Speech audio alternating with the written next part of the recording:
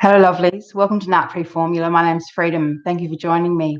I've got my computer kind of precariously balanced at the moment, so hopefully between the lights in the computer and the books stacked underneath it, we're not going to have a disaster. All right. So the episode today is about why the narcissist does this thing where they pretend that you haven't broken up. It's a strange thing, and unless you've experienced it, you can't even begin to believe just how bizarre it really is. So here are my 8 reasons why the narcissists do this particular bizarre stunt. So for those of you who don't know what I'm talking about, so I'll just give you the quick kind of rundown. So you've literally, you've done the cycle with them over and over again. You just cannot take any more. You have told them, I cannot take any more. We are done. It is over. You've either asked them to move out, or you've moved out, or you've broken it off with them. You've given them back the key. There is no uncertain terms. It's over. And they even agree to it. They go along with it. They, storm out. They do whatever it is that they do. And then it might happen the very next day, or it might happen within a few days. But what happens is they just turn up and they just act as though they're supposed to be there and everything's normal. So that is obviously really confusing. So this is what it's all about. The first one is they misjudge your temperament, right? So because they are so used to this push and pull, this fake breaking up, this making up, this, this cycle of kind of abuse and fuel, they misread where you were at. They didn't expect that you were actually going to try and break off the relationship, that you were actually trying to escape from them. They just wanted you to take your punishment. They just wanted you to to have a few days by yourself, and then so you can be calling them up on the phone going, oh, please, baby, please. They certainly weren't expecting you to be going, right, well, I'm single now, so what's my next move? Where am I going from here? That shocked the shit out of the narcissist. So they just went around straight away and they just started to pretend straight away. Pretend nothing's happened, nothing's going on here, everything's just the same. Oh, we were just having a fight, Number 2, this is just a form of hoover. It's we're used to, the strange kind of text messages and phone calls and that kind of thing. But, it's quite confronting when someone just turns up in your space and just won't go, and you have to deal with that. And they know that. They know that it's really, really uncomfortable, and they know that you're not going to know how to deal with it. They also know that because of how uncomfortable, like just the general, atmosphere, they know that more than likely you're not going to be rude to them. You're not going to try and force the point. So more than likely you're going to let them stay. And they've just hoovered themselves back into the relationship. Just like that. Just purely because of turning up, digging their claws in and not going anywhere.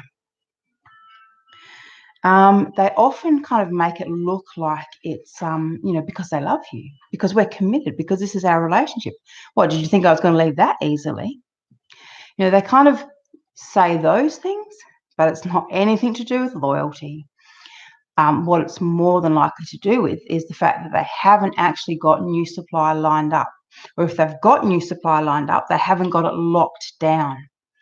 There's a difference between having lots of new supply, that they're testing out, trying on, whatever. There's a difference between having that and having supply locked down.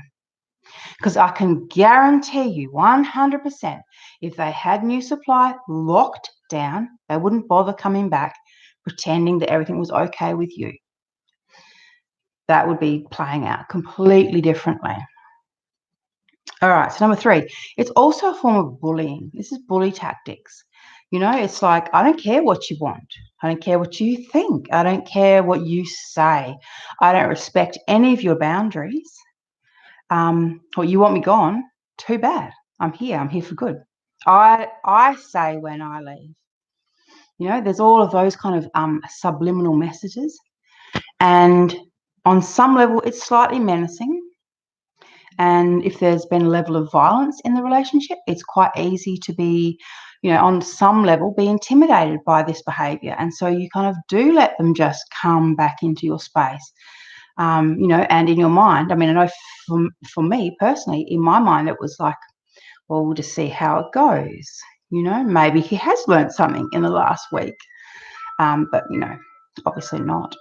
They don't, they don't learn, they don't change, they don't want to change. And even if they wanted to change, they couldn't. All right, so the fourth thing is it's to regain control. So, up until the moment where you said it was over, they thought they had control of you. And the fact is, if they are back in your lounge room, back in your bed, back in your house, acting as though they belong there, and you let them stay, then they do still have control. The fact that I didn't call the police straight away and have mine taken out, by the police forcibly, the fact that I let him just walk back in as though he owned the place.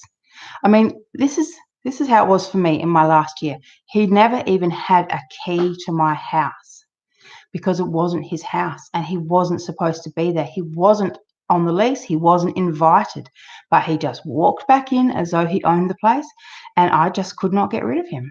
And that was my reality for over a year. So I speak from experience. I know exactly what this is like, and it is completely bizarre and beyond anything I've ever had to deal with.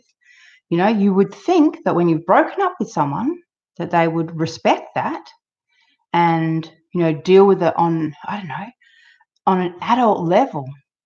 But there was no communication, no let's talk about our feelings, let's sort these problems out, no nothing.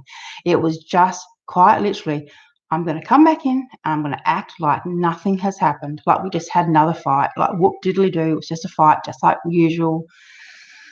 It's really quite sinister. So yeah, bullying tactics to regain control, and it's also to confuse and gaslight you. So it's to make you think, didn't I just say that we were over? Like, did I not say that? I thought I was really clear that when I said, I don't want to do this anymore, and I can't be in this relationship, so it makes you doubt yourself, especially because, the way he's acting it's so, it's the complete opposite of how he should be acting.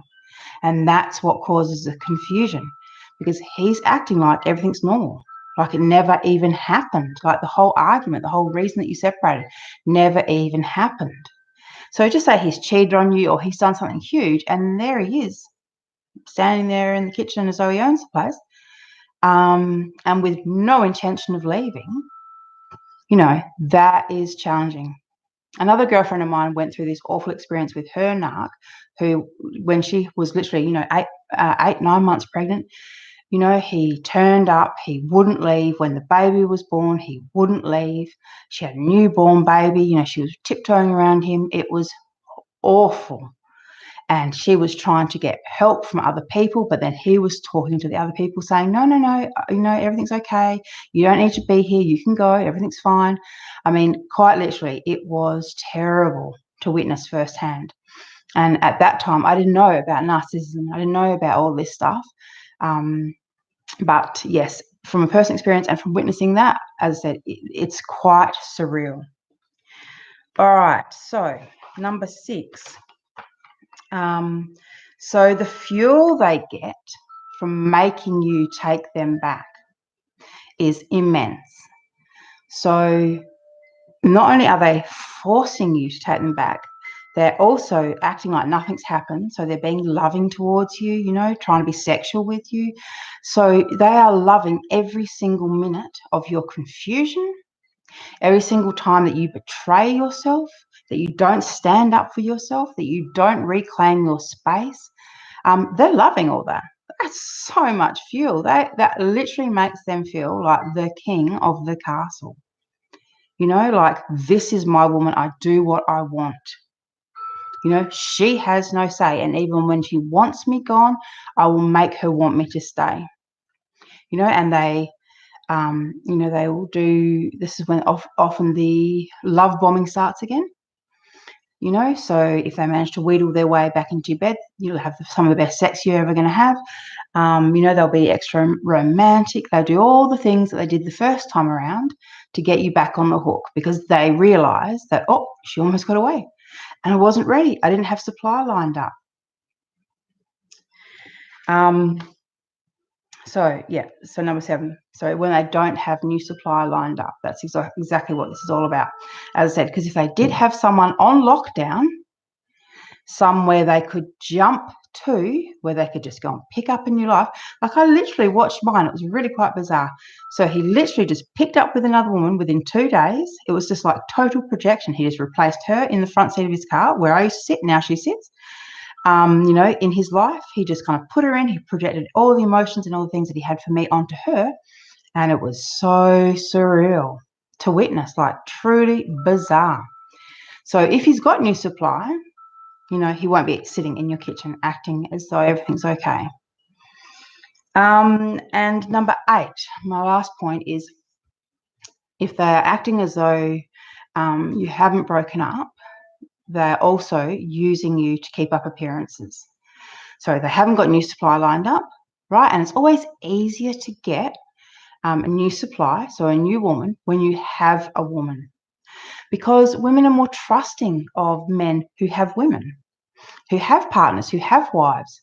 You know, so in my particular instance, you know, he spent the last year of our situationship, like I said, living in my house where he wasn't supposed to be, and he wasn't really welcome, and he never had a key, pretending to be married to me, even though what he was doing was the complete opposite of marriage, while sourcing new supply, you know, trying to get something locked down.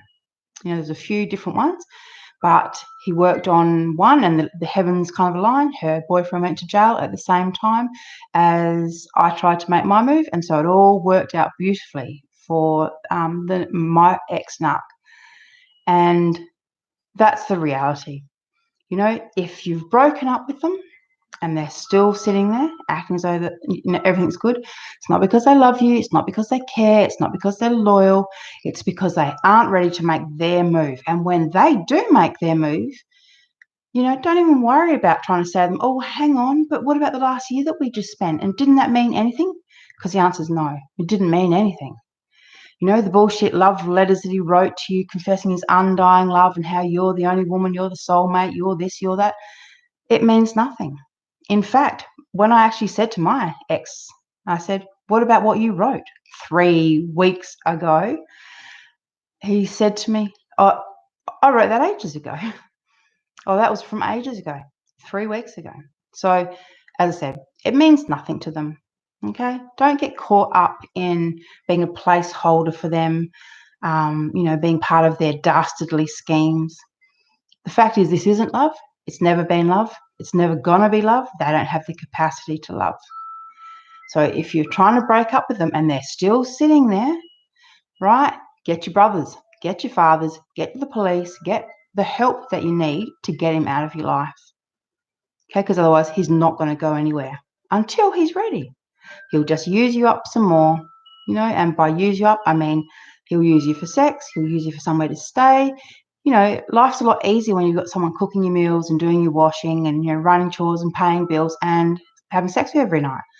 You know, it's a lot easier to go and source new supply when you've got all of that taken care of at home. So just remember, you know, you don't want to be that for anyone, let alone a narcissist. All right, lovelies, that's my 8 reasons why the narcissist is pretending that no one broke up. Who, what, where, what? No, not us. All right, lovelies, I'll see you tomorrow. Thank you for watching. Bye.